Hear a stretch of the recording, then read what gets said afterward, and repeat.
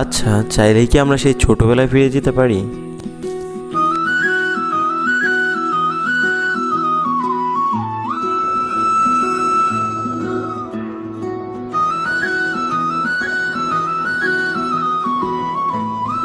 বড় হওয়ার সাথে সাথে দৈনন্দিন কাজে আমরা ব্যস্ত হয়ে পড়ি।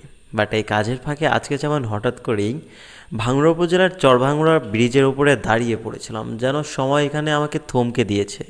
এখানকার পরিবেশ, আবহাওয়া, মেঘলা মেঘলা আকাশ, বাতাস সব কিছু মিলে অস্থির একটা ভাইব দিচ্ছে, যেটা আমাকে এখানে জাস্ট আটকায় রাখছে।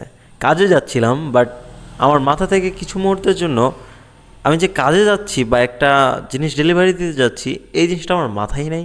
প্রকৃতি প্রেম একটা অন্য লেভেলের জিনিস ভাই। যারা প্রকৃতির প্রেমে পড়ছে তারাই বলতে পারবে। যদিও এই বর্ষার মৌসুমে ভাঙড়া উপজেলা জাস্ট ভাঙড়া উপজেলা থাকে না, এটা জাস্ট একটা পর্যটন কেন্দ্র বলা চলে। বুঝি হিন্দিতে বলে না, চলতি ফিরতি কোকে নেই।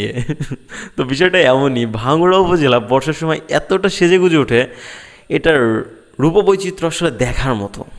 দেশি মাছ বলেন বা পানি বলেন, সব কিছু মিলে জোস একটা অবস্থা।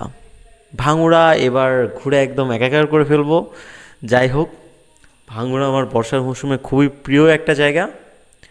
আই হোপ আপনাদের কাছেও ভালো লাগবে। এখান থেকে কারা দেখতেছেন কমেন্টে জানাবেন। আর আমি তো স্যার, আপনি আমাকে চিনবেন না। দেখা হচ্ছে নেক্সট কোনো ভিডিওতে।